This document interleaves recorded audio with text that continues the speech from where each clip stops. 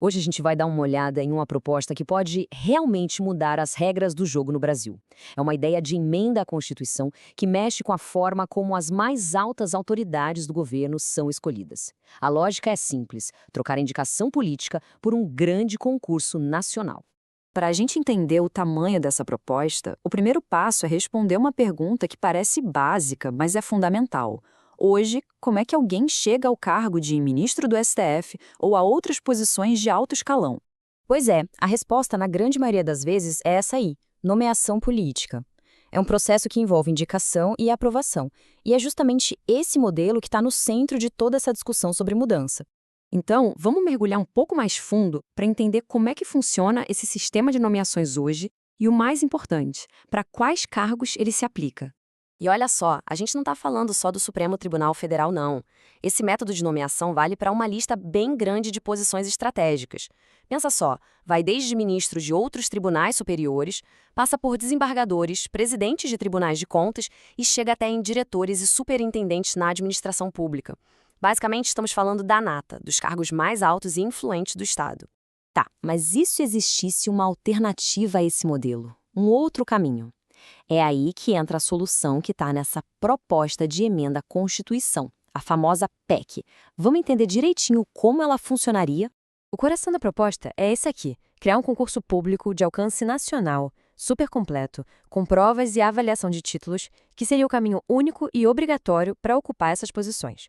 A ideia é bem radical: substitui completamente o sistema de nomeação por um processo baseado, em tese, em avaliação puramente técnica.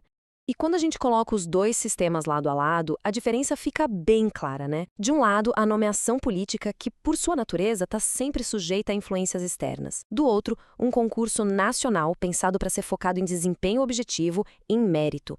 No fim das contas, a proposta busca trocar o quem indica pelo quem passa na prova. Certo, a ideia é grande, a gente já entendeu. Mas por quê? Por que propor uma alteração tão profunda assim? Bom, a justificativa da PEC se baseia em alguns pilares centrais sobre como essa mudança poderia supostamente beneficiar o Estado.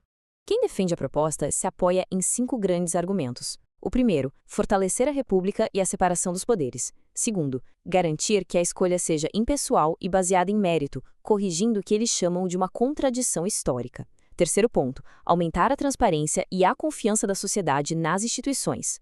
Quarto, profissionalizar a alta gestão pública e, por último, alinhar o Brasil com práticas internacionais que, segundo os autores, reduzem a captura do Estado por interesses políticos.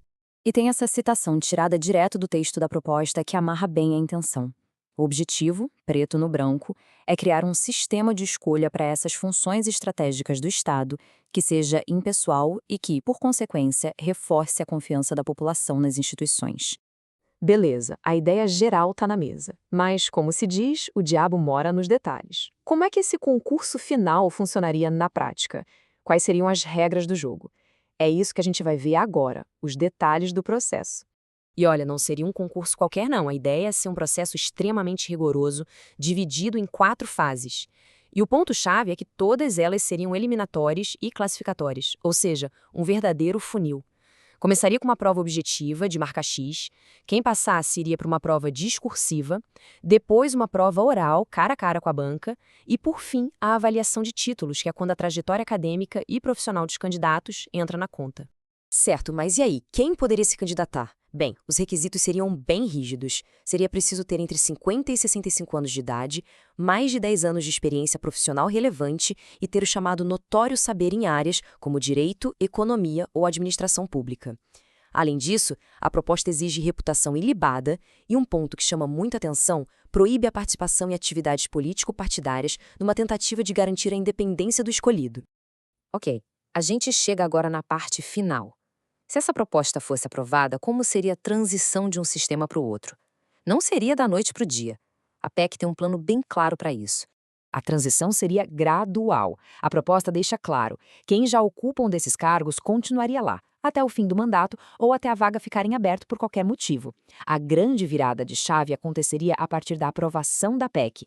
Dali em diante, qualquer vaga nova que surgisse seria preenchida obrigatoriamente através do novo concurso. E assim, com o tempo, o sistema de nomeação política para esses cargos seria completamente extinto. Então, no final das contas, o ponto crucial é este. O objetivo final, que está escrito na própria proposta, é formar uma alta administração pública composta por especialistas, por gente técnica, selecionada com base no mérito. E a intenção declarada é blindar essas pessoas de qualquer tipo de interferência político-partidária.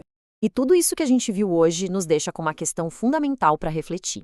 Afinal de contas, a escolha de quem vai ocupar os cargos mais altos do Estado deve ser um processo técnico, baseado em um exame de mérito, ou deve continuar sendo um processo político que se baseia em nomeação e na busca por um consenso? A proposta, sem dúvida, joga essa pergunta no centro do debate.